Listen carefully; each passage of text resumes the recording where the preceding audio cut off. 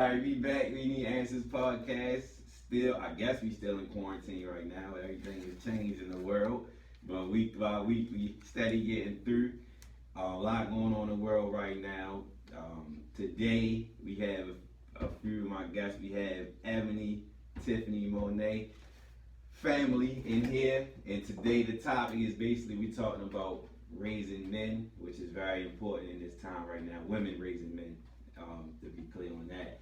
We previously did the single fathers and fatherhood episode, just to shed light on that about fathers that don't get the recognition, or just don't get looked at, that take on fathers from a don't have a significant other or with the parent and things like that. But now we touching on the mothers, because it's a very tough time we got going on in the world, all this violence and the protests and the men being gunned down wrongfully and everything else is going on. So we just felt like it's a perfect time to touch on this and how important it is about raising our young men the right way and just keeping things going more positive versus a negative, because there's always three sides to every story, but we keeping it on a positive path. So these are three women that are significant to me. I tip my hat to a million times, staying the test of time and everything that's going on, and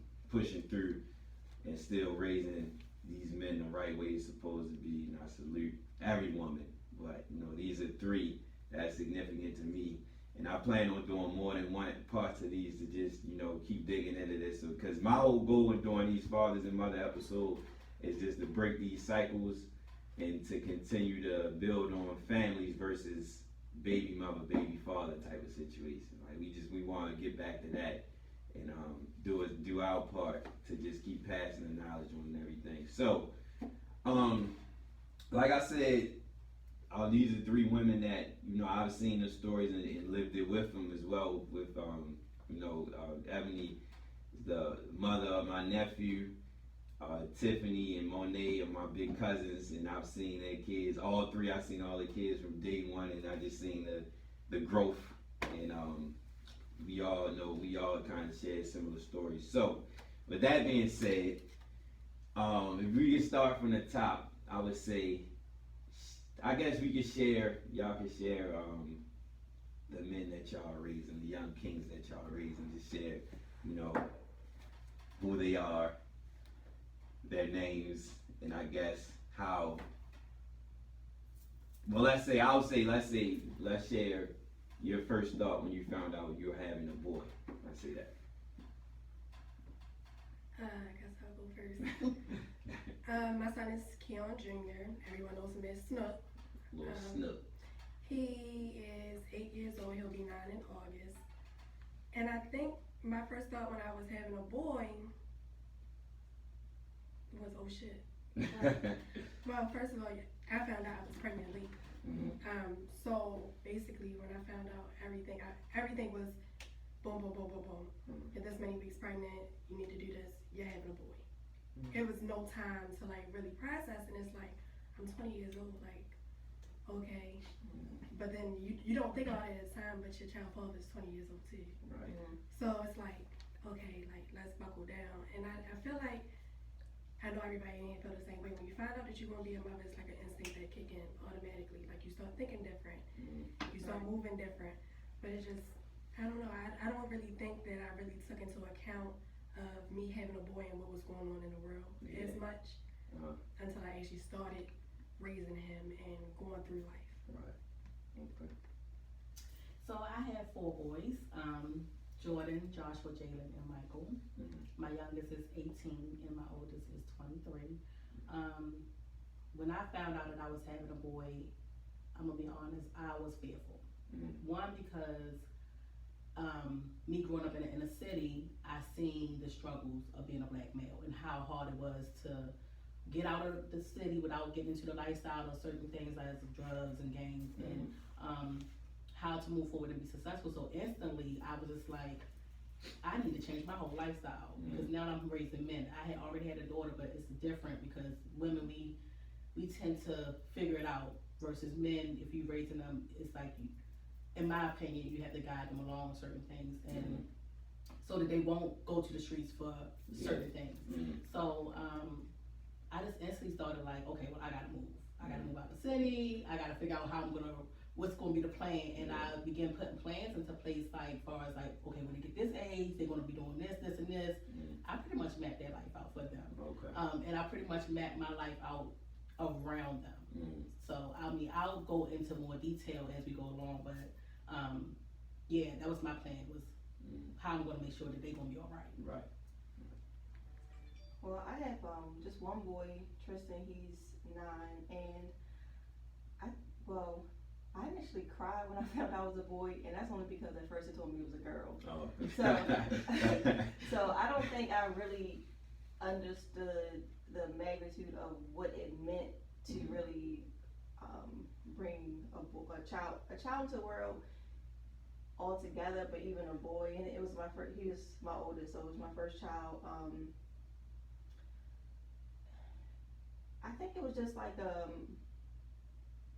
Ebony said, like just a natural instinct kicks in. Like, okay, you know, I was the oldest of 3. Well, I helped raise 2 other kids, so one of them I'm oldest of a lot. But so I already had those motherly duties or roles. So just like, okay, now I gotta kick it in gear for my own child. So that really wasn't a fear for me. And I think now thinking back of it, when I had him, we were living in Florida. So to me, that was a better environment because I didn't have the same type of pressures and things that I would be concerned about once we moved back to Maryland. Like even down to what they had on. Yeah. Like, you know, I'm not materialistic. I like what I like, whether it's Target or Gucci, I don't care. Right. And I never raised my kids around like labels or anything like that. But I realized how big that pressure is of just everything, just even down to something as simple as like what they have on. Being like in Florida, it was so carefree and relaxed. You know, we wore Crocs every day. Like no one really cared. Right. But that was one of my, not really a worry, but I didn't want him to start like, oh, do I Falling have the into Jordans? that, Fall into that trap of what you have on. Right, when we came back here Yeah. and trying to be mindful of like, okay, I grew up in the city, but how much of the city do I want him exposed to? True. So there was a lot of dangers in the city. It didn't feel like dangers when you grow up in it, per se, but once you actually Used to remove it. yourself from that environment, You see it from the outside. see other aspects of the world, you're like, okay, that was some really wild shit that, Right. that I was exposed to way too early. Right. So, but there's a lot of strength that came from being exposed and being raised in the city. Pros and cons. Yeah, so it's like, how do you kind of like interject that in their lives? Like, okay, so he started getting to the sport. I'm like, well, maybe the sports team, football team, maybe a city team, or so trying to figure out how to get him The a little bit, edge. a little bit exposure because he's going to need it in other avenues of life. Like you're going to need that type of toughness to help him survive. Right. So that's the only. I don't think I had any immediate fears like when I knew I was having a child, but as he gets older, they become more prevalent and like trying to be more mindful of how you move and look at things. Right. Okay. Next question was, so what was the relationship as y'all were going through the pregnancy and in the first stages of that life, the kids' life, like relations with the dads?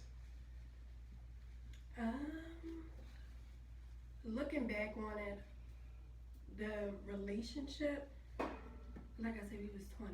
Yeah. So like when you're 20, you got this idea like, okay, I'm pregnant, we about to build this family, this and the third. But like I was saying, it goes back to a mother instinct kicks in. They say fathers don't really realize or really take into account what's going on until they hold their baby and see like, oh, this is a real thing. Yeah. So the relationship, I mean, it was a normal 20-year-old relationship. 20-year-old relationship, but Yeah. my relationship with my family grew stronger. Okay. Throughout my pregnancy and everything like that, because they are a major support system for me. Like they are my backbone. And Keon was incarcerated very early. Within me having Snook, so Snook was probably about 6 months or so. So a lot of the first was missed. So I learned very, very early on how to navigate and how to do it alone. Right. Now, even though he was incarcerated, he was calling and things like that. Again, it's still the little young relationship that you're trying to, okay, I'm gonna hold you down with this child. Mhm. But no, like I gotta be a woman, I gotta start a career. Mhm. So, and I think that's where the turn came. And I think because I was going this way, I gotta do this for my child, I gotta be this way. Right. The focus is not on you anymore. Okay. So it dwindled as most young relationships, and you have Mhm. the child. But we were friends first. Right. We were friends for years Yeah. before we even had Snuck. Mhm. So it turned into, we had multiple stages of the relationship. It was the young love. Okay, now we're traveling into adulthood. Now we're becoming parents. Now we have to figure out how to co-parent. And throughout this whole time, it's incarcerations. So now it's, okay, now I got to set boundaries. I have to be stern with what I say to you. I need for you to be here or not be here. I need you to call or not call. Mhm. And I was always very stern with Keon, and everybody knew that it wasn't me trying to be, oh, you tough or whatever like that. Like, I have a son to Yeah. protect. I have a child to raise. Mhm. And I was always the person who, you did this, you made this decision, you explain this to him. Mhm. You make this right. Right. So, and Definitely. I was always a stickler for that. Like, you explain to him where you at, because me keep saying daddy at school because he's 1 or 2 and he doesn't really understand, but now he's going to school and now he's seeing donuts with dads and why is my father not here and my birthday or things like that. And so you need to have this communication. You need to do that. So the relationship between him and I Mhm. turned co-parent very quickly. Mhm. So probably like age 2 is when it was like done, co-parent. Well, we did eventually get married, and we were young, so we trying to find out how to really deal with relationships. I mean, no one taught us, so you don't know what you're getting into. You basically learn as you go. Mhm. And I think once I started having children, like you said, something clicks and something changes for us, and he didn't want to leave certain lifestyle. And for me, I just was like, I'm tired of the same thing, in and out of jail, the street life. I can't raise kids like that. Like, I have men, and I don't want them to think this is acceptable. Or I have a little girl, I didn't want her to think this is acceptable, this is what you should settle for. And it was really times where it was like up and down, we would be together, not together, be together, not together. And I didn't want them to see that constant fighting or constant in and out of relationship. And sometimes I think I stayed to try to have my kids have a mother and a father in the same household, but it wasn't healthy. Mhm. And when I realized that I was doing something, I wasn't doing something that was good for them, I was actually hurting them in the process. I decided that it was time to move forward. And unfortunately, it didn't work out too well. Like, I think for him, it was once he realized that I was serious about actually moving on this time, he just decided he just not going to come around anymore. So it was years and years and years. So I don't know, like, I couldn't, after that point of us separating, I couldn't tell you, because they were so young at that time, I couldn't tell you, like, what it was like us. I don't even know what co-parenting is, because I've never experienced it, After that point on, I was a single mom. And I would never, one thing I will say, I would never talk bad about their dad to them, I would never say, oh, he left because of y'all, or he left because of me, or he left because he just didn't care. I wanted them to be able to, if he ever came back in, to be able to gain what they needed to gain from who he was, and not what I instilled in them. So nobody can ever say, oh, your dad left because your mom talked bad about him, your mom treated him this way. I wanted my integrity to stay intact for my children, so they would say, no, my mom never, spoke bad. My mom always said, I'm gonna have to forgive my dad, even if you don't understand. Like I try to explain to them, nobody probably taught him how to be a man.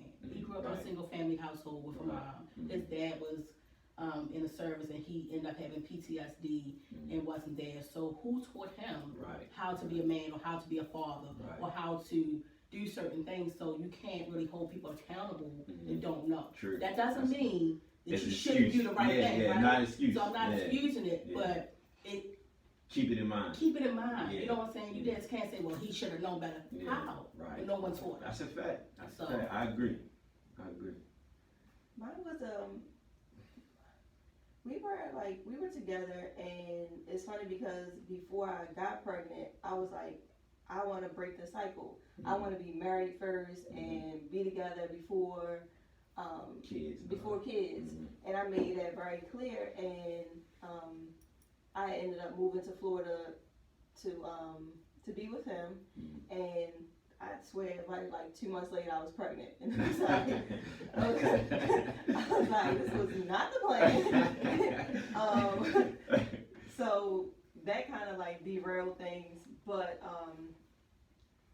he had a daughter before us, and she was maybe like 1 or like almost 2. So I felt like with the times I saw him around his daughter, like I saw him engaging, or he would have her out. So it made me feel like, okay, he's going to be a responsible dad. I'm already seeing it for myself. Because that was always a big, it's scary, especially you come from my mom wasn't there, nor was my father. He was in jail my whole life until I was 16. So I didn't have that 2-parent or really 1-parent household to come from. So I was like, no, I want different. Yeah. So with the first child, it was good for a while, and then I think when you live with each other and have a baby, it's going to change any dynamic of a relationship. So I think he got jealous of the attention that the baby was getting a little bit, because you go into mother mode, a nurturing, like he needs me, I'm breastfeeding, and so every 2 hours, so you kind of, unless you make a conscious effort, you kind of miss that couples interaction that you need. Right.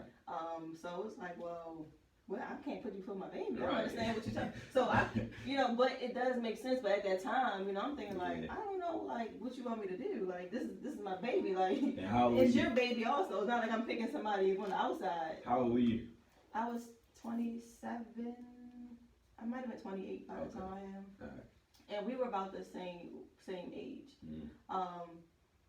So I think that dynamic started changing things and just life, and then I decided, okay, I'm going to split and return to because also I didn't have any family in Florida. True. And by me coming from a big family and always, I grew up around everybody, all these cousins, and I was like, dang, I don't want my kids to miss out on that experience. Like those are the best times of my childhood. So I was like, how do I love lived in Florida, but I miss that family.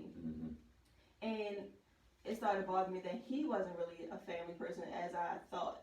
So in the beginning, I would go around maybe some of his family members or certain things, but I started noticing that he didn't have that connection with his family.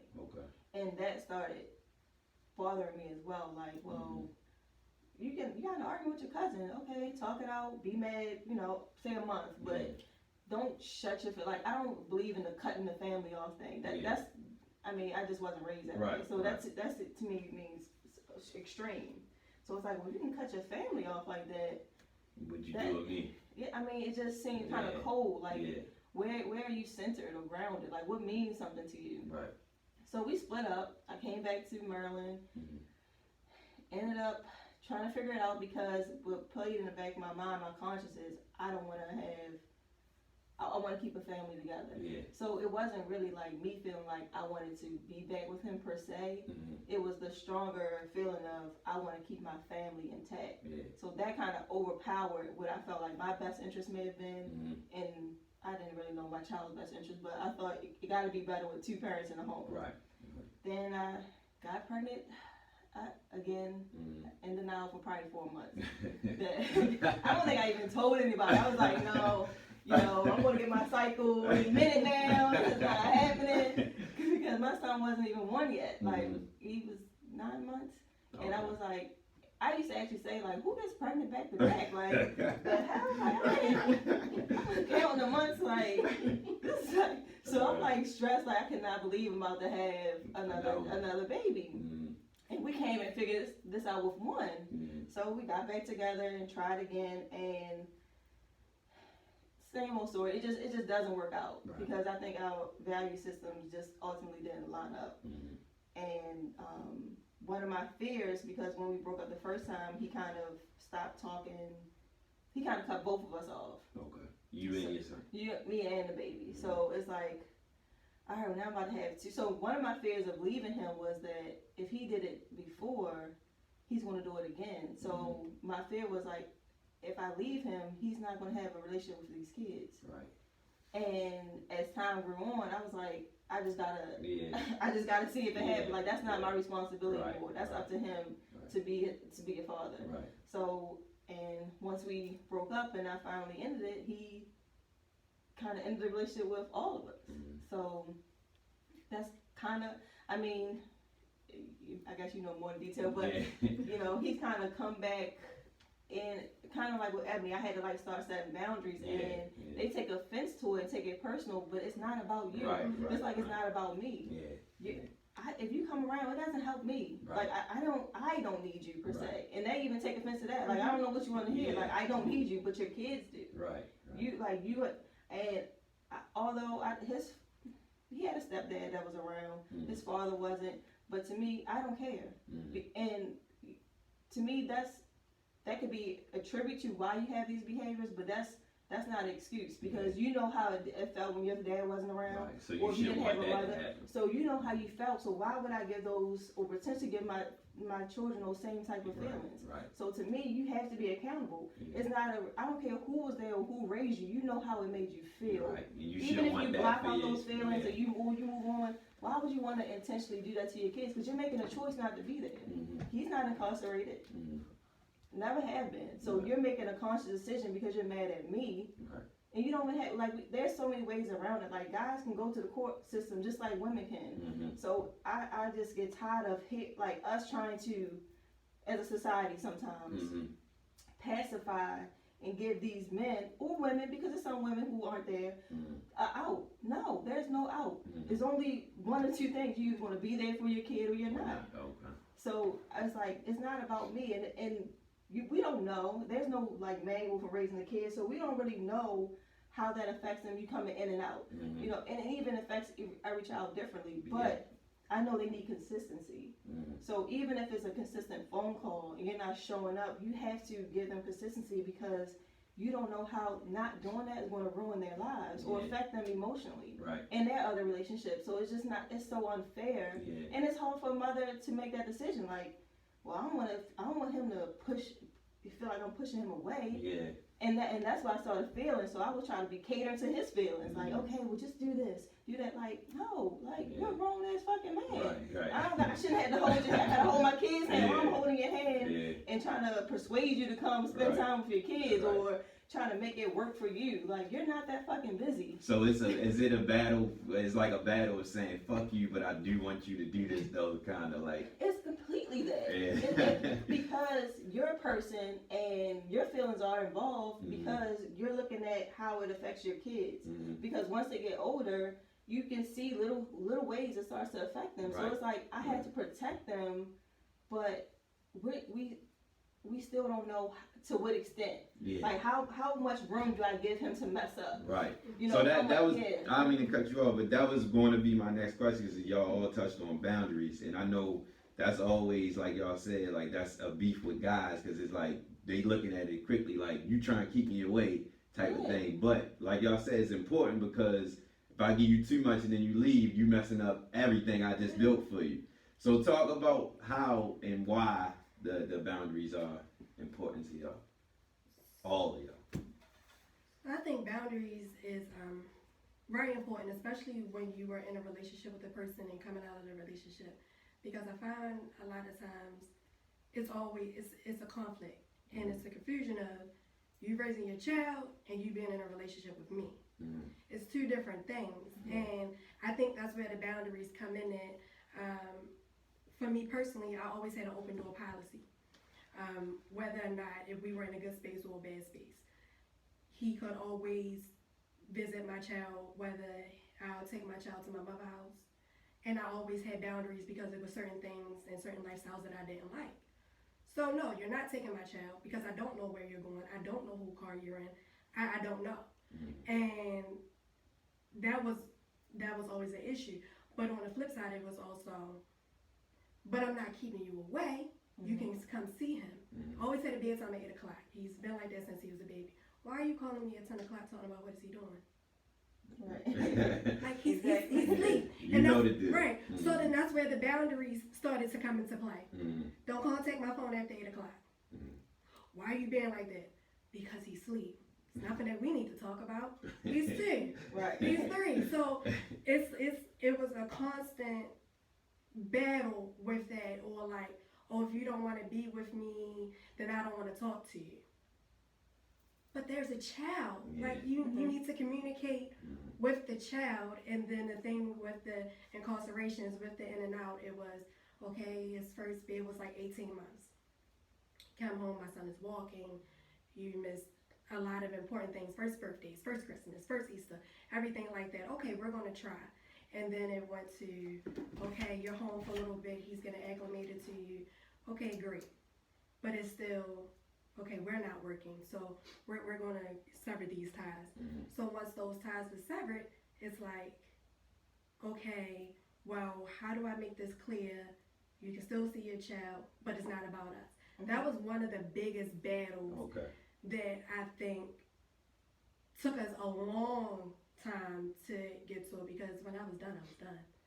And it wasn't, I can't say it wasn't hard feelings, because I'd be lying if I said that it wasn't, but it was more so about the process of moving on. Mhm. And then when you're incarcerated and you say, you call Monday, you tell him, you get him all excited because he hasn't talked to you in a little while. He don't see you, because I was very adamant I was not taking my son to a jail or to a prison to visit him. Mhm. And that was something that we had discussed. So if you make these choices, and if that's where you end up at, you can call him, Mhm. but I'm not bringing him. Mhm. Because he's already a statistic. Mhm. He's already a black man living in Baltimore City. And it just is what it is. Let's call it spade a spade. Yeah. So I'm not going to bring him to this institution to see you behind bars, to see you behind a glass. And he's thinking, okay, That's is this normal. a way of life? It's normal. This is yeah. normal. Yeah. I didn't want him to ever start processing Right. oh, this is normal for me. Yeah.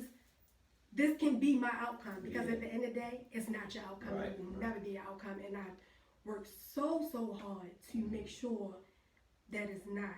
Right. And if you call him on Monday, don't tell him you're going to call him on Tuesday and then you don't. Mhm. Because now we got a beef. Yeah. Right. And then you call a month later, you think he about to get on the phone? No. Because at the end of the day, he was so young, you were a thought, but you wasn't in his everyday thought process. Mhm. It was kind of like out of sight, out of mind, because he was that Right. young. But now that you're calling, oh, my daddy, or whatever it may be, daddy called, he said he gonna call me today. And then it's kind of like, all right, now I gotta step in. Because like I said, I was never that person to say, don't call, don't do this, don't do that. Be consistent. Yeah. You gonna call or you not? Mhm. Pick a side. Stay there. Right. And if you're not gonna call, eventually we had a conversation, it was hurtful for him to hear him on the phone and not be able to see him grow and things like that. Mhm. Like, and I'm a very empathetic and sympathetic person, so I get that. But my focus is him. Mhm. So don't call, repair the relationship when you come home. Or call and continue to repair the relationship when you get home. Pick a side. And it always came off to him as I'm being mean, or whatever it may be, or Ed is tough, or he was famous for going to his grandmother like, can you talk to my baby mama? Can you talk to Ashley? Or whatever it may be, because even on my relationship with him, separate, I never had bad beef or bad blood with his family. I'm still very close to his family to this day. Like, father side, mother side, very close with them. Mhm. And I think that played a major part in us being able to get to where we were with co-parenting. I'm not gonna say it wasn't hard or bad times, even up until the day that he died. We had an argument on that Friday. Mhm. So, and it was just like, it's just being very stern and saying what you mean and mean what you say. Like, I can't say, oh, don't call on Tuesday, and then when you call, I answer and give him the phone. It's just a matter of showing I'm serious. Mhm. And he was never used to that. It was like, like I said, I'm a nice person. So I'm like, okay, you need this, okay. I'm just that. Shocked. Yeah, shocked. And he was like, Where this come from? But it's just a different, Yeah. it's a different type of thing when it comes to your child. Right. You are a protector. I have to think about his best interest and what's going to help him. And it's already to a point where so you second guess everything that you make a decision. Am I making this right decision? Am I doing this right thing? And I go so far into his future. this decision I make today, how's this going to affect him when he turns 18? Mm-hmm. And it's just, and I just never wanted him to feel like he wasn't wanted or wasn't loved or he didn't have that bond with his father because of something, like you said, because of something I did. Mm-hmm. Which is why I worked so hard to try to keep that open. Because I saw my mother do. My mother was a single mother. Mm-hmm. And my father was very much so present in my life. But decisions and everything came down to my mother. Mm-hmm. So it was like, okay, I just want to make sure that he has both parents. And like you were saying, it's hard because you start to second guess, like, am I right? Or you start not putting yourself first or your feelings and things like that. And I became like this isolated wall because that's how I had to be for you to get it. Yeah. So. We hard headed. As I can see, I can speak for us. Hey, we definitely hard headed. But go ahead, Mo. So for myself, as I told you, when we made that decision, I don't know if the kids remember this, but he literally told them that as long as they was with me, he wasn't going to be around. Mm. I don't know where he thought I was Wait, going to go. Yeah, but that was the comment he made. So at that point, I didn't anticipate him ever being around. I just did what I had to do. Mm. And Josh was the last year of high school. We were playing city, and I honestly think that he was at the game to see somebody else. Mm. And we just happened to be playing Franklin, and Oh, the boys was there because I look over and he's coming towards them, and it's like, is this real? Like, Right. it's 35,000 years later, and here you all are. And the boys even said to me afterwards, like, Mom, why did you let him come up to me? I don't know him. They had no clue as to who he was. Okay. And he tried. I don't know if he tried to have a relationship with. I don't know what his purpose was for coming around there, but I knew initially when he came to the next game, I said, listen, we need to have a conversation. I said, because what you can't do is, even though they're teenagers, because all of them was in high school, I said, you will not be in and out of their life. You know, you're going to be in from this point forward, or you're going to be out. And I said, you're going to hear some things because they're older, and you might not like what they say to you, because now they're at the age where they can tell you how they feel, what you did, how that made them feel. I said, so you're not ready to deal with that or the consequences of certain things. You might need to keep moving. Yeah. I said, but if you're gonna man up, then you're more than welcome. I'm not gonna prevent it, but you can't force something. You can't force yourself on them. And even to the point where he wanted to take them places, I don't know you. They don't know you. I don't know your lifestyle. I don't know who you be with, and I can't have my kids subjected to certain things they have, like things they got going on. They can hinder their whole future. Right. I'm not gonna put them in situations where you take them to somebody's house and the house get raided. Not necessarily saying it's gonna happen, but Possibility. yeah, you know, so I don't know who you are. We haven't known you in years, so then he disappeared again. So I don't know, you know, that was as far as we got with the boundary situation. So it happened for like a couple of weeks, and that was it. So I don't really have any much, I mean, other than what I see other people go through. But I always try to tell people you have to set boundaries, you have to be firm, and stick to it. And don't feel bad about how you feel. You know, you're doing what's best for your child. I don't agree with people fighting or using the child as a pawn. I don't agree with that at all. Because there's a lot of women out here that would love to have that their kid's father in their child's life, whether they're together or not. So I don't agree with women or men, whatever the single parent is, using that child as a pawn to get what they want from the other parent. So other than that, set boundaries, stick to them, and mean what you say. Initially when we first broke up, because of how he stopped talking to me before with the kids, I was trying to make sure I did what I could to foster like a relationship out of it. So I think he was still living in Florida at the time, so when he came to Maryland, it was like, all right, well, let's do something with the kids, or so it kept being like a family thing. And I was like, okay, this is cool, but at some point they have to figure out that mommy and daddy aren't going to be together. Like, you know, I was like, okay, well, just pick them up and I'll see y'all when y'all get back. Or, you know, you got a room somewhere, you know, y'all go chill at the hotel. Like, I don't have to be there. And when I started setting those initial boundaries, that's when the pushback came back, and that's when he kind of dwindled away. And I think he probably, after that, didn't talk to us for maybe like a year. Or almost 2 years, and even when he came back, you know, I was frustrated, but I never was going to put how I felt above what the kids needed. Right. So I never said never come around. I have never one time said no, you can't see your kids. Right. I have never said no, don't call your kids. In fact, I was like, the whole time, you can't say that you didn't have my number. You had his iPad information, so when we were cool, you would call him on the iPad and have your own conversation. You could have still done that. Right. Or you knew where I was living. If you wanted to drop on their birthdays or you know, on Christmas, right before Christmas, they're expecting gifts from you, and then you just vanished, nothing. Yeah. Like, you didn't even make sure I had them taken care of Right. for the holiday. It's just like you didn't really care. Mhm. And I don't care how you want to sugarcoat it. That's just the bottom line. Because if you care, you to make sure your kid's good. Right. You don't. I mean, as what I would just say single parent because I want to focus on women. But Yeah. as that parent, that's sole provider, you make sure your kids are good. But it's so unfair that the other parent think that they can just leave and that just be your sole burden Right. and not have any care about how well that their own child is being provided or taken care of. Or if they're even sick, like with your child wake up with just some type of, you know, coronavirus shit. It could be that. Like, you don't even know if your child is sick right now because you don't even take the time to check in. Right. I've never asked him, say, oh, you had to pay me money if you want to see them. Like, I know you haven't. You've been gone for 2 years. Like, it's time to, did you come with some shoes or something? Right. I never said that. I said you can't see your kids unless you bring us something. Like, I've never set those type of boundaries. The only boundary that I've been consistent with is for him to be consistent. Right. And that's the only boundary I set.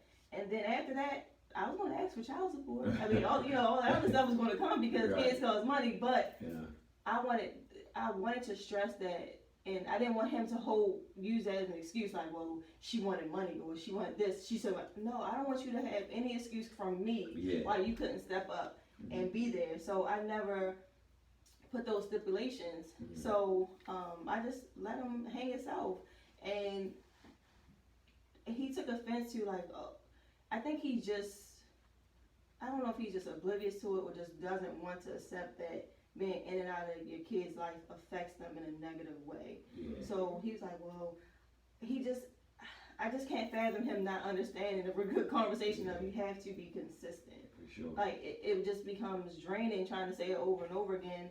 And even when he would pop in and pop out, Tristan would start having issues in school. Like, I can see changes in his behavior. Like, you know, say they be going strong, he'll go strong for a week and then he just vanishes. Then Tristan may start acting up in school. So one time I sent them an email from the teacher saying, well, hey, is something going on? And I was like, look at the timeline. I was like, think about when you stopped talking to him and then when the teacher said that he started acting out in school. And then it was a whole conspiracy of me talking to the teacher and like trying to put something against him. Like, I never told the kids one bad thing about you. I won't do that. That's for them. Like, I'm not going to put any bad images of you because you're still their father. I'm not even going to talk bad to you. I'm going to tell the truth. If you're not providing for your kids, you're not providing for your kids. But I'm not going to bash you because at the end of the day, I can never change you from being their dad. And there's good in you. It's your job to do the good. But, you know, also the boundaries of just like,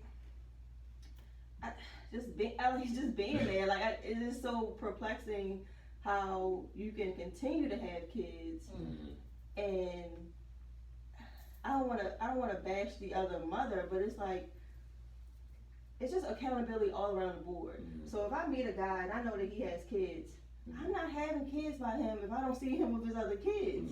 You know, it's just like, why do you think you're exempt from him doing that to you and your kids?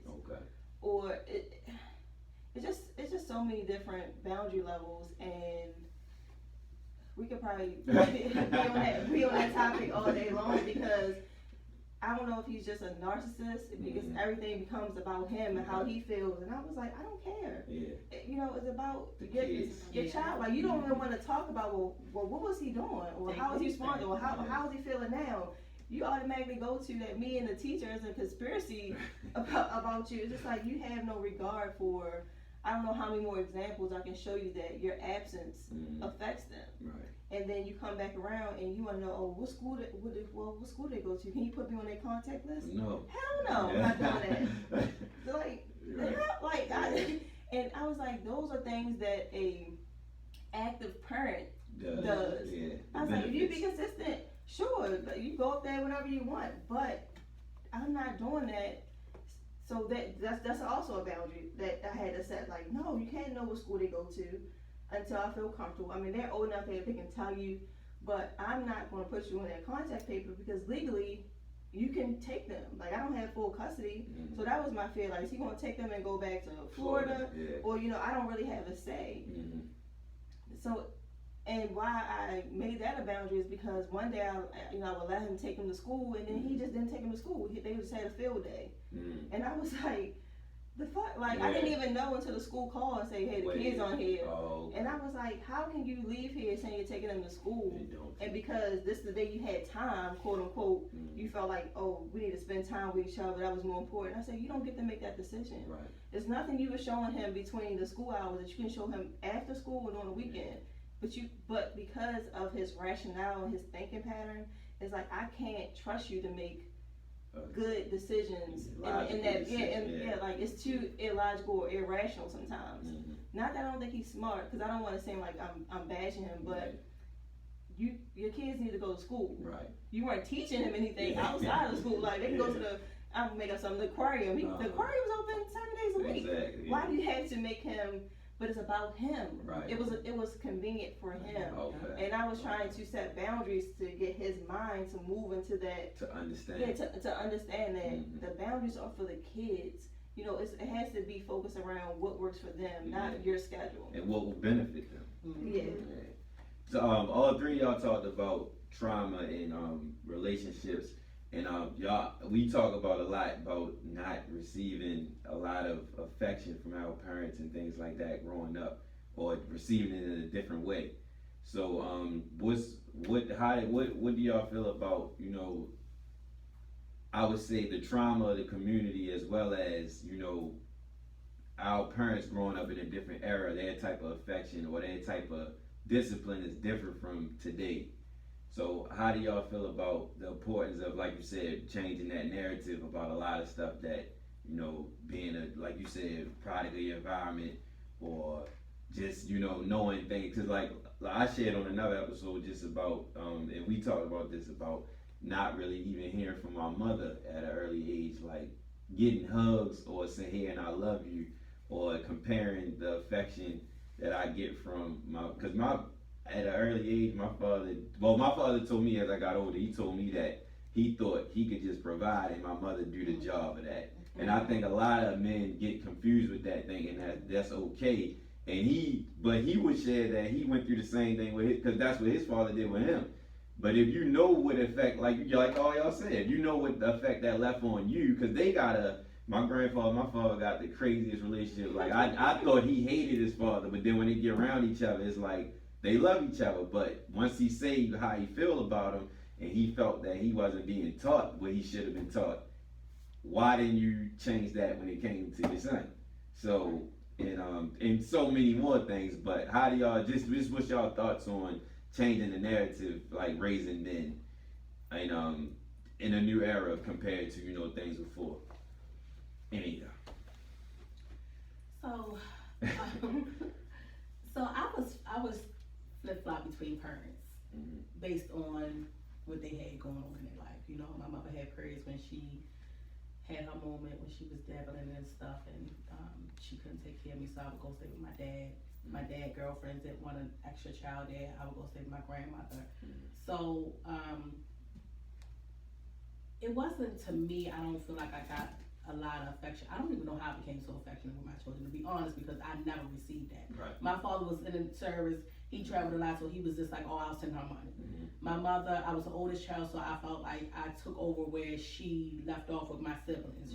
I had to be responsible for a whole lot of things in the house at an early age.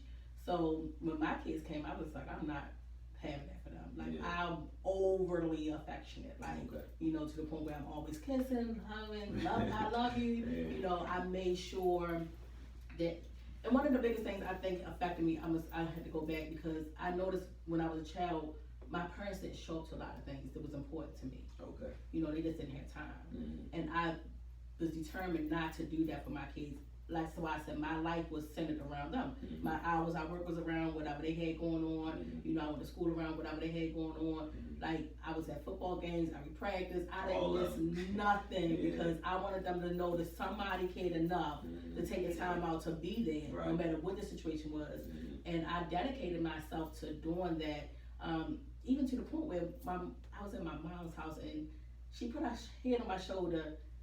And I You just know looked how at to- it. Yeah, I didn't know how to respond to it. I just Yeah. looked at it like, what's Yeah. it was so uncomfortable Right, to it was me. different. And then when my son did the same thing, like 5 minutes later, I put my hand on his Right. head. She said, well, why you didn't do that to me? I was like, well, you didn't never do that to Right, me. right, Like, right. how am I supposed to respond to you? Yeah, yeah. So, those things really helped me to be better at, I'm probably overly affectionate now. Like, I'm telling you, I don't know where it came from.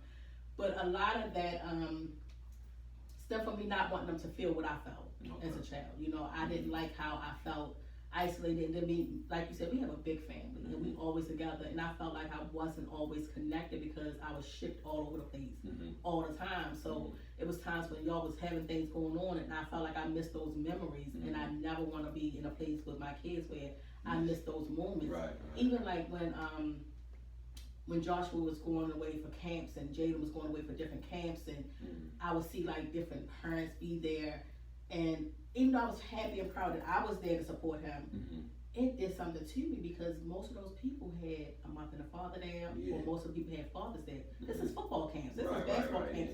Like mothers weren't really involved, and I'll never forget the time with my sister who don't cry.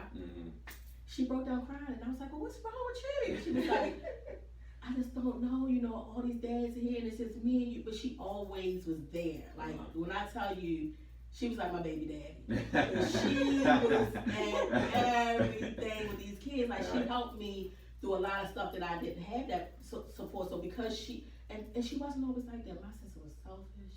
I don't know where she could, it just changed overnight. But you she know? did the whole one. Yeah, so by her being there supporting me, I was able to give so much more to them. But I just knew I didn't want, we talk about this all the time. We didn't have that. Yeah. I don't know if it's because they never had that. Yeah. I don't recall getting That's hugs. what it is. Do I have, my mama says she loves me now. But I don't recall her saying, you know, I love you. Yeah. So it's foreign to me. Yeah. So I try now to, even when I go in her house, to give her a kiss or a hug because it still feels uncomfortable, but I try to do it more because it's just something we wasn't taught. But in my household, that's all we did. Right. You know? I get both angles of it. And like I said, I was raised by my mother. Father was always present in the picture, but when it came to, like, if they weren't getting along or whatever it may be, as I got older, I started noticing more. Like I wasn't getting phone calls or certain things like that. Or he would pop up at my school and bring me lunch or bring me a Valentine's Day gift just to make sure that I was still aware, like, I'm here. Daddy love you. Yeah. I'm here, Yeah. and things like that. And my affection basically came from my grandparents. If you know me, you know I'm extremely, extremely close with my grandmother. That's my best friend. That's my ride or die. But it's a requirement. When I walk in her house, I'm hugged. I'm kissed. My grandfather, that's where I got that, what I want from a man and what I require. Back then, I didn't know that. When I walk in the house, he grabs me. He hugs me. To this day, my grandpa was 77 years old. He hugs me. He kisses me. How was your day? You look nice. Your hair looks pretty. Or anything like that. And so those things came heavily from my grandparents. My mother always told me she loved me and things like that. But like you said, like to this day, I walk in the house, first off, I walk in the house with my grandmother, I'm instantly walking over to hugging and kissing her. Walk into my mother's house, hi mommy, and sit down. Right. So it's different from where you get it from. And it's just, and I think I give that to my son a lot because I want him to have that from his mother and know, hey, mommy loves you. Like, I recently had a conversation, he's going to the 4th grade. I'm that mom that like goes on a black top and stand in line with him, meet his teacher and everything like that. I'm like, so do I have to stop that this year? Because he get a little bit older, or I kiss him and hug him before he get out the car, I tell him I love you. Because truth be told, you don't know. And I feel like I do it a lot now since he lost his dad. I've always done it, but now it's like overkill, and I feel like I'm smothering him. But I'm like, okay, let me chill out. But then you also have the critics that's like, he's a boy.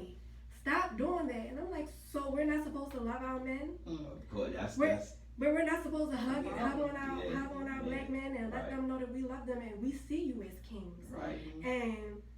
And I think that's where a lot of the disconnect comes from, the generation that we're in and the men that we deal with, Yeah. because they kind of wasn't showed that. So when we do it to our sons, it's like, Keep repeating it. yeah, over and over it again. keeps repeating, and it's like, oh, he's a boy. Yeah. Don't He just pay him gotta up. be Right. He gotta be tough. He can't cry. He can't do this and he can't do that. Yeah. And I feel like that hinders our children, or It hurts way more than help. yeah, Mhm. it hurts. Sure, Like even sure. down to a moment when his father passed, he cried once.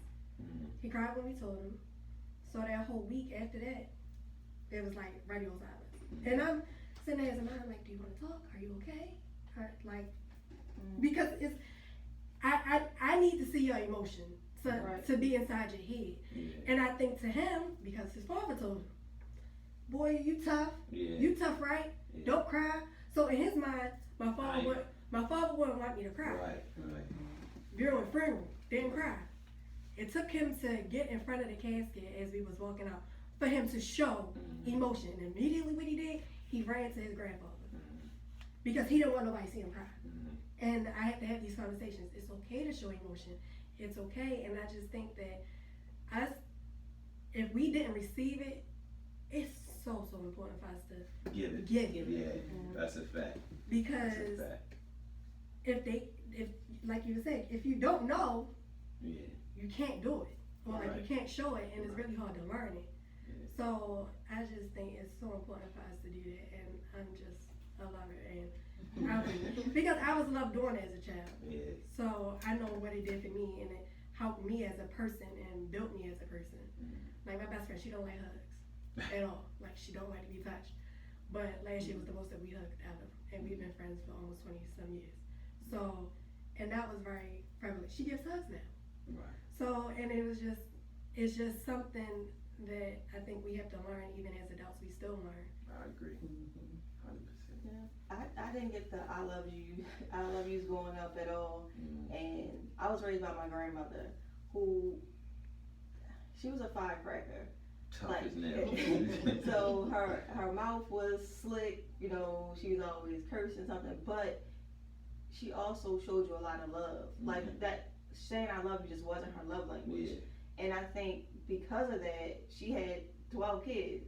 So it wasn't their love language really either. So we all learned growing up to show our love in different ways, and Right. it was more about action or doing, you know, or it could have been a gift or something like that. And when I addressed it when I got older, like, you know, I rarely recall you even saying I love you, and she kind of got defensive, and I was like, that's not true. Yeah. I didn't say you didn't love me. I'm Right. saying that you actually sitting down, giving a hug, or, you know, kids need that affection. I was like, you didn't provide that. I'm not saying it's not taking away what you did provide, but I'm letting you know that I missed that. And so I made a conscious effort before I had kids to change that, and I actually had to like really make a like get in the flow of not really make myself, the emotions are there, but okay, make sure you're saying I love you, like verbalize it, and make sure I'm very vocal about it. So now it comes natural for them, but it's still not as natural for other people.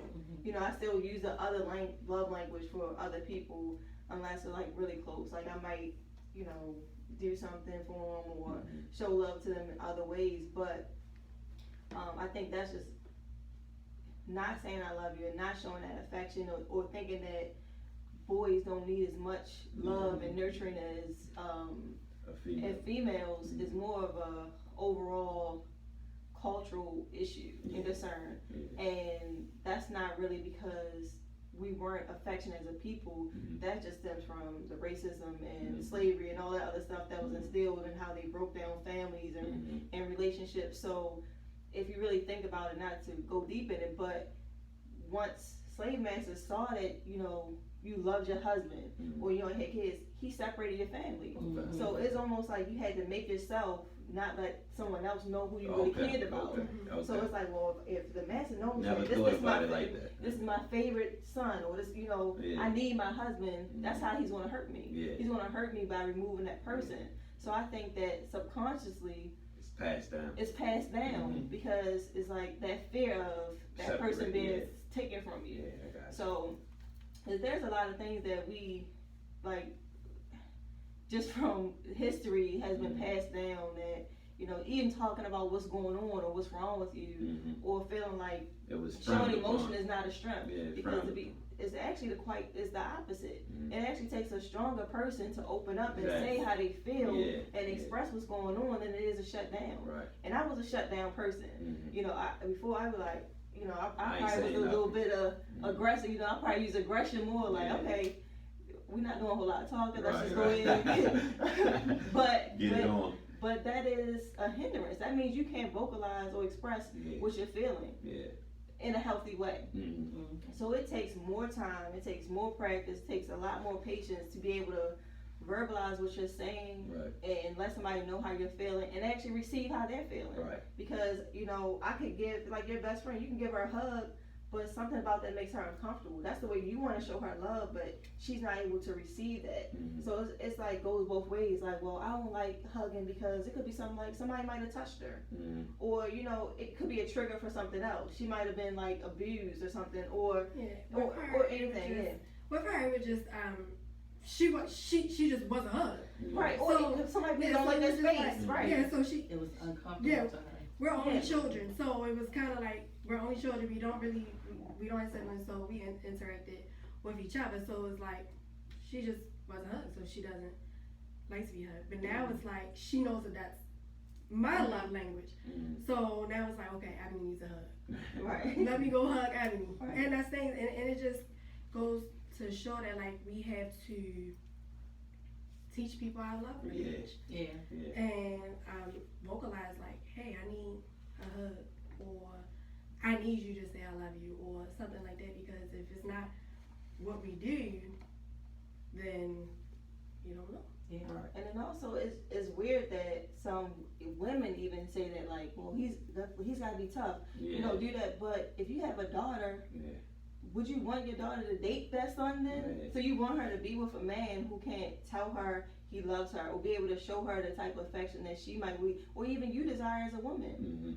So I think that indirectly, I think most women probably raise their sons thinking of what kind of man or what type of affection they need back. And that's why sometimes some women get a little too into it Mhm. with like the father, the mother-son relationship thing, Uh-huh. but because he's really not your man. Right. But like, Yeah, let's be yeah. clear, like he's I know not what your you man. mean, yeah, You know, they yeah. go a little too overboard. Yeah. But just like, you know, with female, like you're supposed to be raising them to be the A queen. yeah, a queen Yeah. or a king. So Yeah. we're supposed to be stealing both of those things. Like Right. men have to be able to show their wives or their girlfriends those type of things, and they have kids. They have to be able to pass down those same type of emotions. Right. It's not going to be the same way. They're not soft if you know they tear up or Yeah. if you know they express themselves. But that's a stigma or stereotype in probably a lot of cultures, not just the black culture, that has to be overcome. And men hold a lot of things in because of that, because Right. they don't Yeah, know how. they want to And that's express why I themselves. try to. You have to learn how, as a woman, especially when you're raising men, how to balance that out. Mhm. It's okay to teach them the toughness, because I do. I want them to be street smart. I want them to know certain things. Mhm. And there were certain things I would teach them that people would say, "Why are you showing them that?" Or why? Because they need to know. Yeah. They have questions. Yeah. I want them to see something crazy and be like, "Well, mine, let's sit down and talk about it." And I was so open with them, not open to the point where I'm their friend, but I was open to the point where I wanted them to trust me with everything. And be comfortable. You know, Yeah. mommy's gonna be the one that's gonna get you out of the Yeah. crack when you Yeah. get into it. I'm not gonna judge you. I might be mad. Yeah. I might fuss. I might yell. I'm gonna act crazy. Right. But ultimately, I'm gonna be the one that's gonna help you get out of the situation. So Right. you need to be able to trust me with Yeah. everything. That's a fact. So you gotta learn. It's like you said. It's something you have to teach people. Mhm. You know, it's okay to cry. It's Mhm. okay to, don't internalize something, because it's the worst thing people can do, because it hinders you from so much, because you think you can handle everything on your own. Right. And I was that person. And as I was dealing with myself and the things I didn't like about myself, I tried to teach them differently, because I wanted them to see overall of how to be I don't want my kids to be a bum.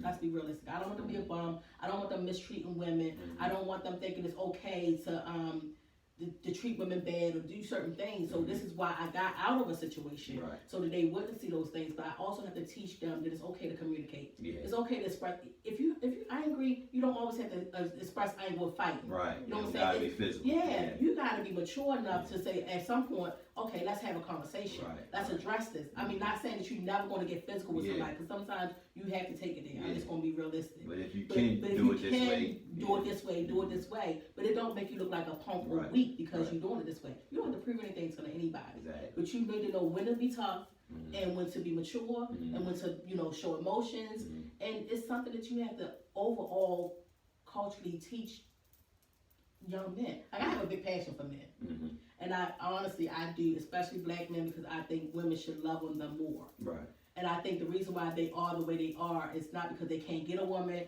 or you can't get somebody that they can sleep with, but they don't get women to really love them and appreciate them where they are. Right. So I try to teach my kids that, you this is what you want to look for, somebody that's going to have your back where you are. Right. Not somebody that's going to put you down or tear you down and not make you feel like a man. Right. It was times when my husband, Right.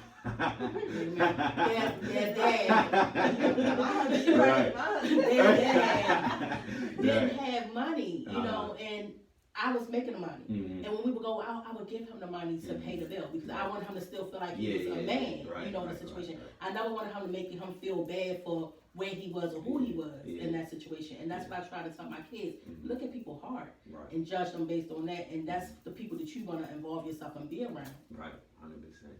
But dog, with everything y'all just said, going into my next question was about everything that's going on now with our men and black people period. But that's it, yeah, black people period, not just our men, but more recently is George Floyd. But it's just the police brutality, and thankfully we had a peaceful protest down here and nothing got wild. But just the fact that our men, the men of the community are kind of like the number one enemy, and y'all raising young men, and that was the whole purpose of this episode, like I said in the beginning. So y'all thoughts and feelings on all of that's going on, just with just kids in mind. I have a lot of fears, and I'm gonna be honest. Every time my kids step out the house, I'm afraid. My kids are teenagers; they in their early 20s, and all of them have cars. They're young men, and every time they leave out the door, I'm like, I have to give them a speech. They already know the speech and what to do. And I've had 2 of my kids get pulled over, and having them yesterday, they called me. I had to stay on the phone with me, no problem. But I could hear them being polite, yes sir, no sir, giving the officer everything, and then to hear officer get aggressive with them. And both times, both of the kids got pulled out of the car. Are we searching the car? And if this can go either good or bad, and you sitting on the other end like not knowing what can happen, like if they move the wrong way, if they're gonna shoot them or they're gonna, my heart dropped, and then the phone goes dead. So I know they didn't cut the phone off because they've already pulled out the car. The police cut the phone off because they don't want to hear interaction. And this fear comes over you, and you just don't know if you'll ever see your child again. And it's like you trying to get to them, but you just also, and me, I'm praying while I'm en route to see what's going on. But those few seconds feel like an eternity. Yeah. It's like the worst feeling a parent can have. And you want your kids to have their own things. You raise them to go out here and get jobs, make money, buy your own house, buy your own car, do certain things. But for a young black man, it's a problem in today's society to have those things because you're looked at as a target. Yeah. Is he a drug dealer? Is he this or is he that? No. He goes to school. He's in college. He's this. So they stereotype us regardless. And I always got to tell them, no matter what you do, they're gonna always stereotype you. And you can even be doing a speed limit. You can be doing everything right. Your papers are good. They still gonna stop you just because. How you look. Yeah. And ultimately, they didn't get tickets. They let them go, but yet they pulled them out of the car and searched their car. And it's just like that. I think I'm glad it happened to them, because they could see the things I'm telling them is a reality. Right. And sometimes they see things on TV, and until it happens to you, it's just You like, don't believe you don't believe it. So it's always a big fear, but I think it's something that we really need to keep instilling in our kids. And I think I know people were saying kids shouldn't be at a protest. I get that aspect of it because it's dangerous. Mhm. But we gotta figure out a way that they see firsthand Yeah. what's going on, Right. because they're gonna be clueless. You can't. We moved in different communities so they can have better life. They can go to better schools, but you don't want them to not see what it's really like in the hood or what it's really like in the city. No, it's two sides. Yeah, to they it. need to know Yeah. because they're gonna That's be a clueless and green, and then they're gonna go ahead and just act crazy, Yeah. thinking everybody's good and everybody's not good. Yeah. Yeah. That's a fact. Yeah, that's a struggle, and I think because my son is still young, Mhm. it hasn't really impacted me yet. Mhm. Like it's impacted me as just a person, just a Mhm. black person, like just watching, like it's actually a bit traumatic Mhm. to like keep watching the videos and just see like things just Yeah. like people just senselessly murdered. Not to say they're not murdered in other ways, but by people who are there to protect your community. That's Yeah. a higher standard. Right. So it's just different. And Tristan's a bit green. Like he's really green. So like Yeah. I worry about him because I'm fortunate enough that he's still like a kid. Mhm. You know, I love that. Like he might want to still play with blocks or you know, like he's not In a rush. yeah, to he's get not. older, Yeah, he's not really worldly. So Mhm. he's just being a kid, Mhm. and it's hard. I don't know how to even really start having those other conversations with him because of his mindset. Mhm. Some of the things I know he's not going to grasp. Okay. So it's like I'm trying to figure out sometimes the best way to bring up topics Mhm. or interject things because you know I even see it in school. I see it in school, and he's not young enough to know what it is, but. Like if a black kid acts out, he goes to a predominantly white school or you know other races, and it's like, well, why is he like? Well, did you sit the other kid down? Yeah. Or you know, if he's just hyper, not being physical, you know, he's Yeah. not been in a fight or anything like that. But what I mean, like when they look at behaviors that may be disruptive to the class, Mhm.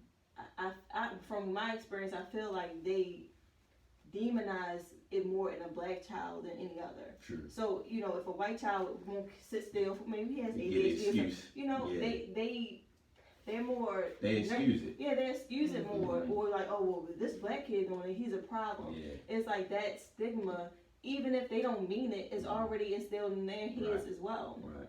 So certain situations, and I'm like, well, the kid bully, I'm like, okay, well, I feel like if this was my child, we'd have had a conversation because you called me about less. Mhm. You know, like, so Yeah. what happened to this child who actually put their hands on my Right. child? Like, well, what did you, like, is that you're always more sympathetic and empathetic to other races Mhm. because whether they want to believe it or not, even if it's not their fault, because even the images of, you know, black men being violent has been put in our own heads. Mhm. Be from movies or, you know, things that we've seen over and over throughout media, you know, those things are in your psyche. Mhm.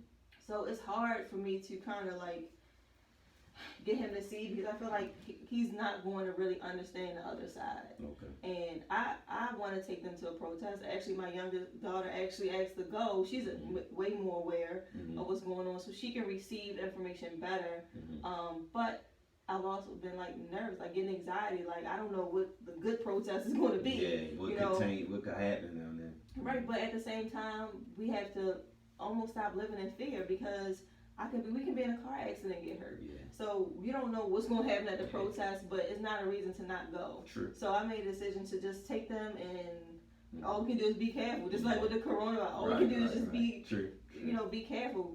Our lives are already pretty much mapped out. Yeah. You know, we just gotta follow the plan. I mean, it's just such a hard topic because there's so many factors that contribute to where we are now that even as adults, it's like, where do you start? Where do you address it? Yeah. So to try to explain that to a child or try to tell him that he has to have different precautions than his friends that he's riding the bus with, like, Mhm. you guys are the same, but you're not. Right. Yeah. So you're trying to teach equality. You want to teach kids, you know, we're all created equal. But we're really we not. Yeah. We're really not. We So want different levels. that's kind of hard for a kid to process. It's a lot. Mhm. 100%. E. To be honest, it's scary. To even think about it. Like you were saying, we have younger children, so we really haven't had to experience it as much. But I think it's crazy to me that I'm having a conversation with an 8-year-old about how to deal with the police and what's going on. And he's very in tune to what is going on. I've had to have tough conversations with him within the last year and a half. So from the age of 7 to now, it's conversations about police. I called him on FaceTime when everything basically happened because he's a TV kid. He's a TV and a gamer. TV's on in the back and he's in a gamer. And every channel's being interrupted. You have a Black Lives Matter commercial on Nickelodeon. So it's there. So I'm trying to have this open dialogue with him. I'm like, hey, what do you think about this? At first I asked him, did he know who George Floyd was? And he said, yes, he's the guy who the police killed. And I said, okay, so what do you think about that? And just try to have like that open dialogue because him at such a young age already have a perception of police because of where we're from, how he's raised basically. My father, my grandfather, my uncles, his uncles, they're very dominant, they're very there in his life. And they basically don't sugarcoat with him. They're really honest. His father wasn't a sugarcoater. When like I said in the beginning, I made him explain certain stuff to him because I wasn't doing it. So he didn't really have tact. Let's just say that. So when he spoke, he spoke in the best way that he knew how. But to a 7-year-old, it's like, that was a lot. Yeah, like that's what I think. Okay, so let me just stay away from y'all because this is what y'all did. So it's very hard to try to explain what's going on. Like for example, I made him watch Just Mercy because I feel like a lot of the movies can be a lot for a child. That actually explain racial injustice and things like that. But I thought Just Mercy was a great depiction of what's actually going on, like something that he could grasp at his age. That's a new film? Yeah, with Jamie Foxx. Oh, and Michael B. Jordan. Michael B. Okay, Jordan. all right. It was, and I watched it first. I watched it with my significant other, and he's a black male. Right. So I'm sitting there, and I'm like emotional, I'm mad, and I was like, I don't know if it's the climate of what's going on right now, but I'm like bawling in tears, and he's looking at me like, yo, you good? Yeah. Right. And I'm like, you not mad? Right. Like, I hate it. And I'm like, and I said, I think it just goes deeper to me because I'm like, this could have been my grandfather. Yeah. This could have, like, all son, these black your men, brother, this all can that, be my yeah, brother, this yeah. can be my uncle's, like, Right. it's no cut cards. He could be in the wrong place at the wrong time, and that's just that. And it's just one particular scene in the movie where the police told the young man, like, you're locked up because you look like you could have did it. Whether you did or not, one of your homeboys did. Yeah. Like, yo, Right. and this is set. And that's how bold they are. Yeah, and that's how bold they are. And this was set like in the late 80s, early 90s. So it's like, if that happened just then and it's still happening now, it's still going to be happening. And it's going to happen from day. 10 years from now when he's 18 and he's Right. driving and he has a car. And I'm telling you, say yes, sir. Say yes, man. Place your hands out. Don't reach for anything. And it just does not matter. Like, you can have a daggone degree from Yale, and they don't see that. They see you as a black boy All they see and is this black. Lexus that's brand new, and you should not be in this neighborhood, but you visiting your grandma. Yeah. Right. So it's just It's wild. everything is wild. And like I was saying, like when we think of stuff as mothers, you think about the next step. Like, you're not just thinking about this one decision. What is this decision going to lead to? Like, my son is in the 4th grade. I'm thinking about where he's going to middle school at. Then I need for him to, he's in 4th grade, I need for you to keep your grade point average up. He's looking at me like, yo, I'm 8. What's a grade point average? And I'm like, no, but I need for you, I need for you to do this, and I need for you to do that. And his report card got mailed, and I'm like, okay, and I'm really excited for him. He got good grades, and I'm like, look. And he's like, okay, like that's what I'm supposed to do. Yeah. And I'm like, you know what, you're right. But it's just having those conversations is the toughest thing. And by me being a black female, I don't know what it feels like to be a black male. So it's a lot of different things where as though we have to reach out to other people because the father is not there for us to reach out to or things like that. So I think that's where the support system from our families, our communities, and things like that comes into play with showing our young men what you need to do. Like, I may have did this, but you won't be better than me. And I just think it's very, very important for our communities and for our families to be open and have that open dialogue with the children and not try to hide it.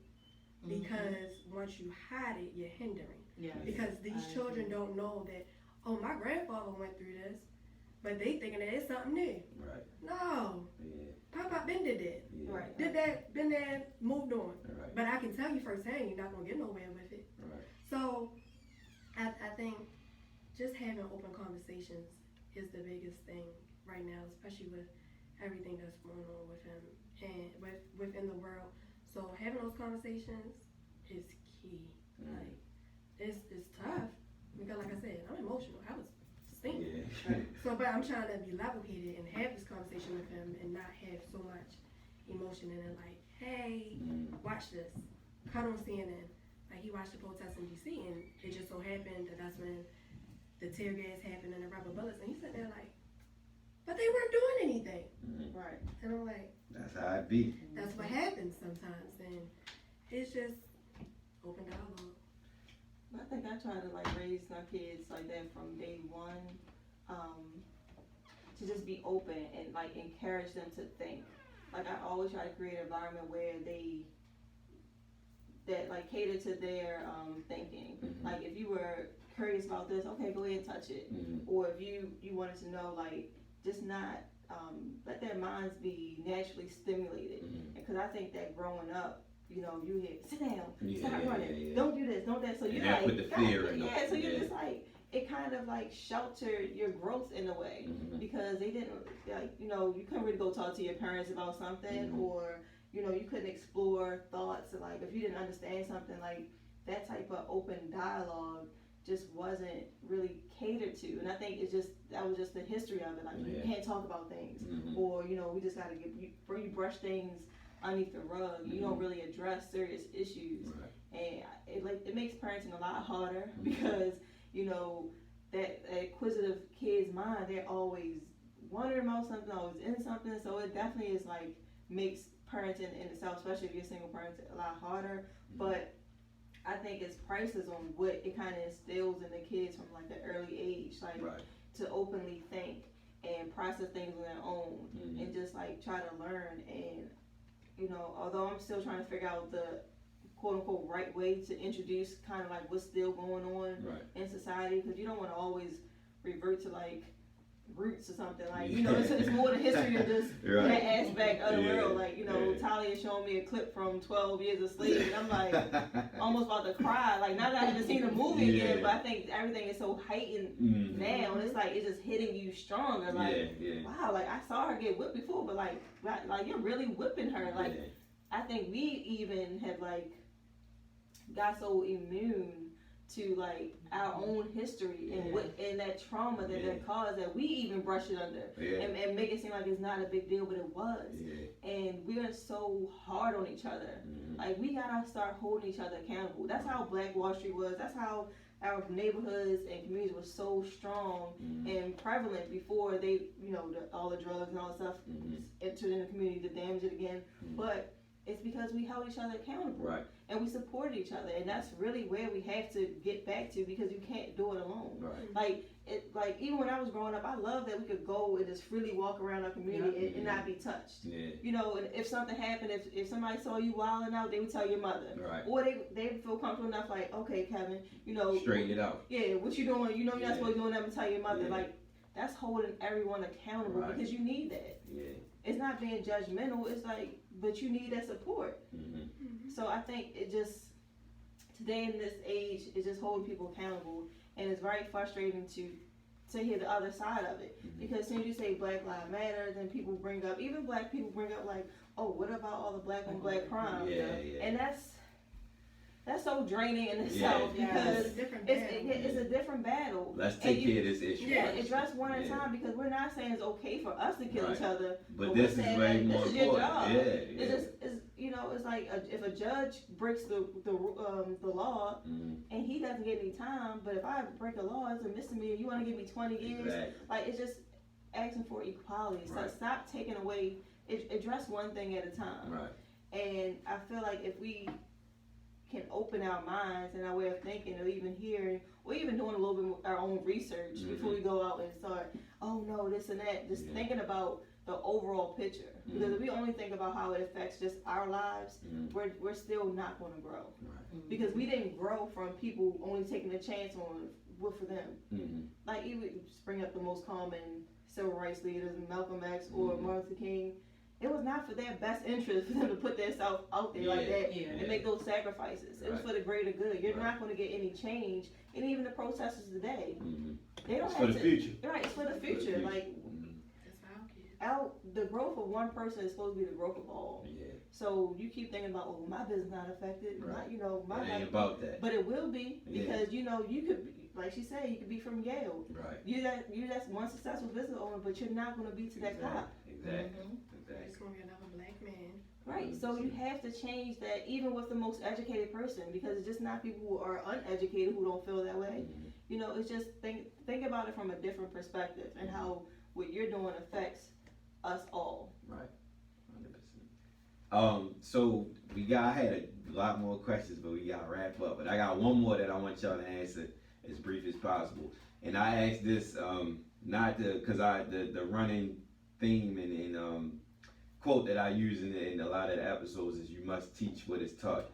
So my question to y'all is two questions. One is, what was the biggest lesson so far that y'all have learned raising a man? That's one. And the other one is, what advice would you give to a young woman raising a man? Whether it's single, family, whatever, just your advice from y'all experience. What would you share to a young woman that's coming, like, raising a man? Two questions. That's deep. So you said what was The first one was, what's the toughest? I mean, what have you learned about yourself raising a man? Out of raising y'all men. I learned that I can't get my kids what a man can give them.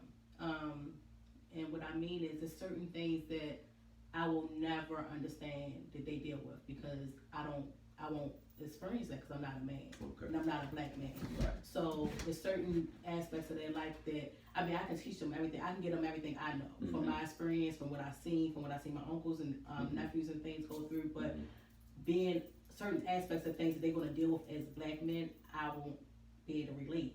So that's one of the biggest, hardest things for me, is because I watched them go through certain things. Like, even my youngest son, with losing a couple of friends, I saw a change in him, but I didn't know how to address the change because I never experienced that. And I think sometimes you have to be around people who have gone through certain things that you haven't gone through, or certain things you have gone through, in order for you to learn. Right. I can't teach you how to get off of using drugs if I've never used drugs before. Right. That's nothing. I can't relate to that.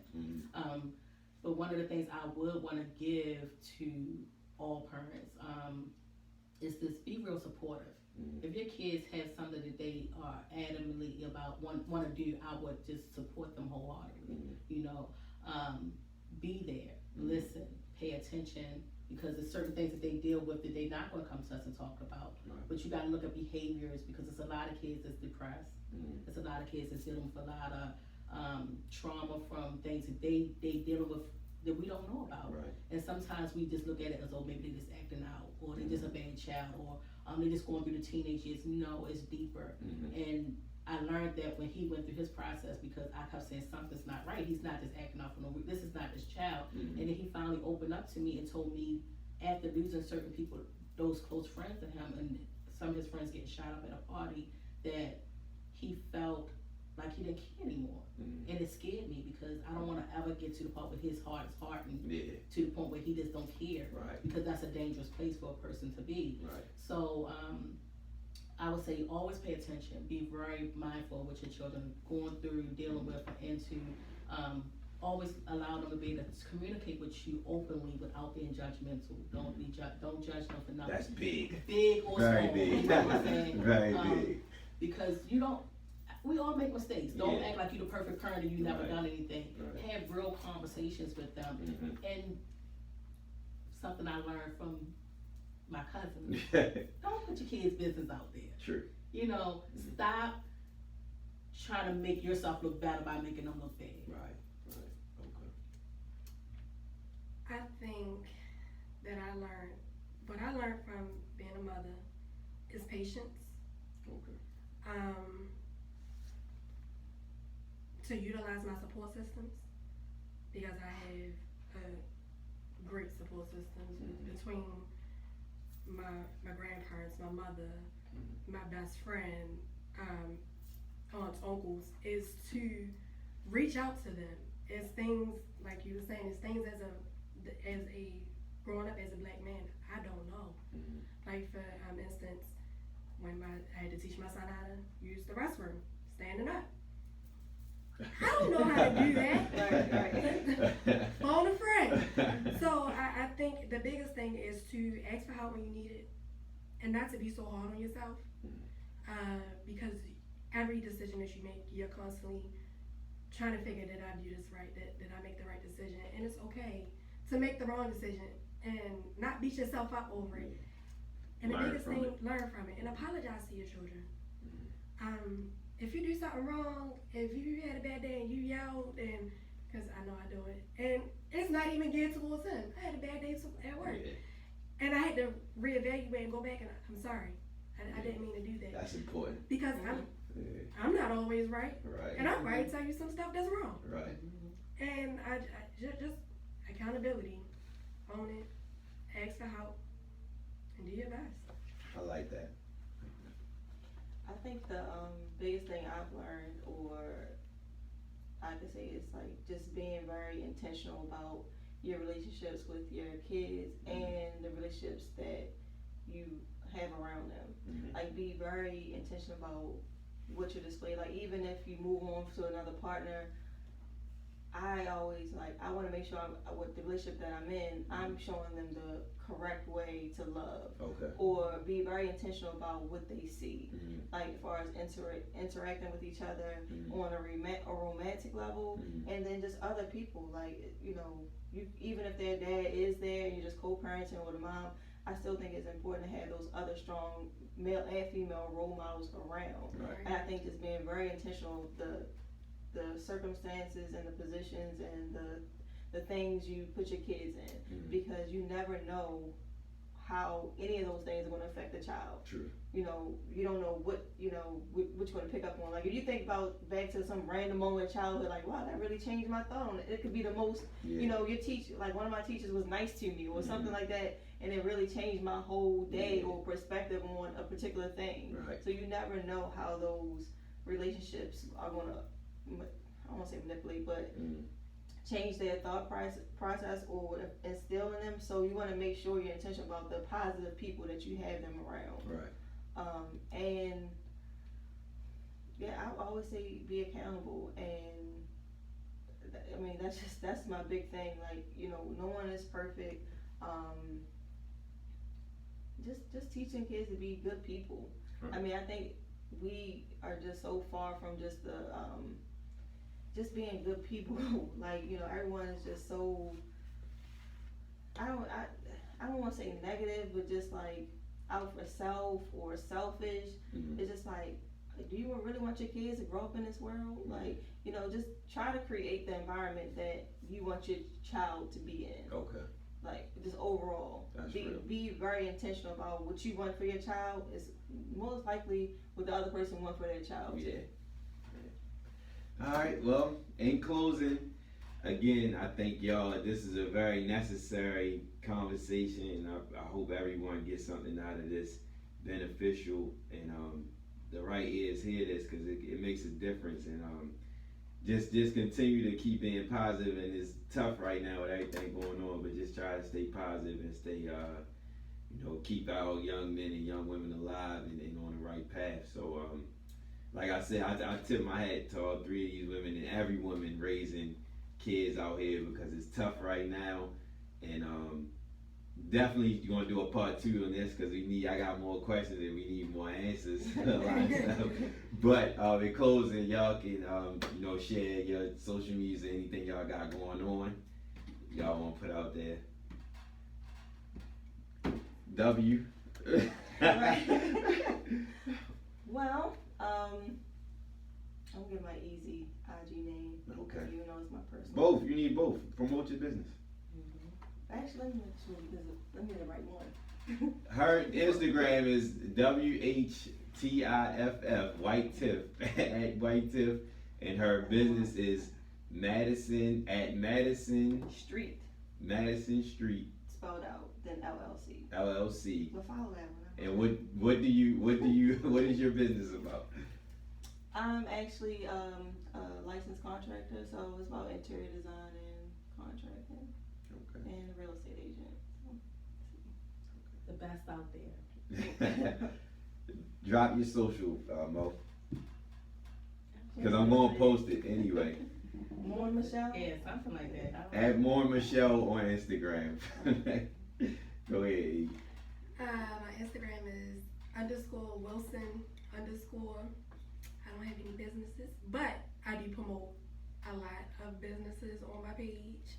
Check it out. So check it out. You have different things: jewelry, T-shirts. You have athletic training. So definitely check it out. I support. And we all right now, we all on supporting black businesses as well. So everybody support.